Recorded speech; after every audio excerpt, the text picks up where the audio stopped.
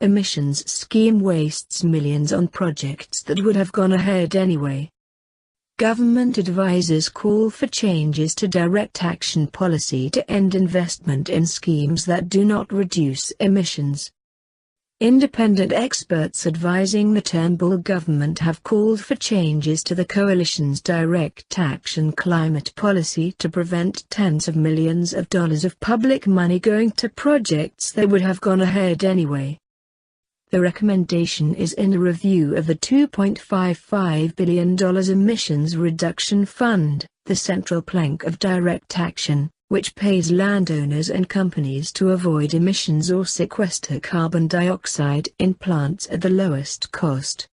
The fund is supposed to support projects that would reduce Australia's carbon pollution below what it would otherwise have been.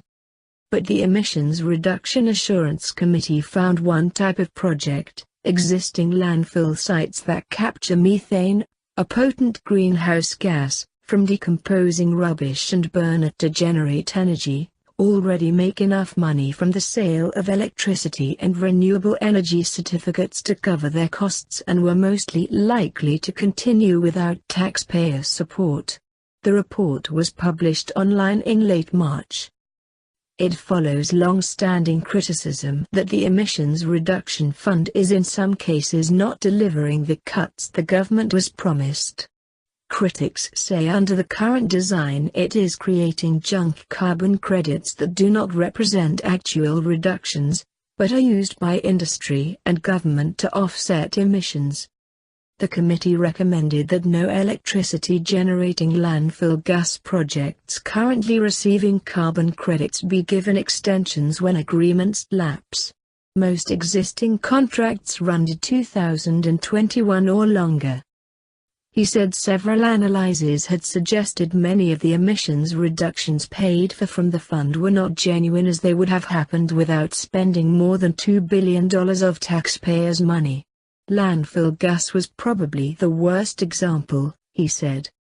There is no way that 191 metric tons of abatement is being kept in the ground or sequestered, as the government has claimed, Baxter said. Based on the design and accounting, we are either counting abatement that they were already doing or we're counting emissions they were not going to be released anyway. The Emissions Reduction Fund is the only policy the coalition has legislated to cut emissions. It was hastily devised by then opposition environment spokesman Greg Hunt after Tony Abbott took the Liberal leadership in December 2009, promising to oppose carbon pricing, and introduced in 2014. Landfill gas projects have long been controversial inclusions in the direct action scheme, largely because about 3/4 of them were already operating before the Emissions Reduction Fund was created in 2014. Half of the projects received payments under the defunct New South Wales Greenhouse Gas Reduction Scheme, the world's first mandatory emissions scheme, or the Federal Greenhouse Friendly Offsets Program that shut in 2010. Labour and the Greens offered continued support by including them in the carbon farming initiative set up in 2011. The coalition extended it further by including them in the list of projects that could win funding under direct action. All parties received departmental or agency advice that they may be crediting projects that were likely to happen anyway, and therefore not cutting emissions below what they otherwise would have been. Baxter said it was a transparent case of political expediency overruling good policy. For the sake of being able to say our scheme per ton of emissions is cheaper than the previous government's scheme, you're seeing essentially junk credits being created, he said. These projects are allowed into the fund to make the price cheaper based on a spurious argument that if we don't provide credits that these worthwhile landfill gas projects would close. There is no evidence that any of these projects were at or near closure. Ian McGill, from the University of N.W.'s Center for Energy and Environmental Markets, welcomed the committee's recommendation but said the evidence that landfill gas should be excluded was not new, and suggested it should be extended to cover other projects that just flared methane emissions but did not generate electricity. Why has it taken so long to address? He said. McGill said emissions from landfills needed to be cut, but policy efforts would be better focused on reducing the proportion of waste being dumped. Environment Minister Josh Frydenberg did not directly respond to questions about whether he would accept the committee's recommendation.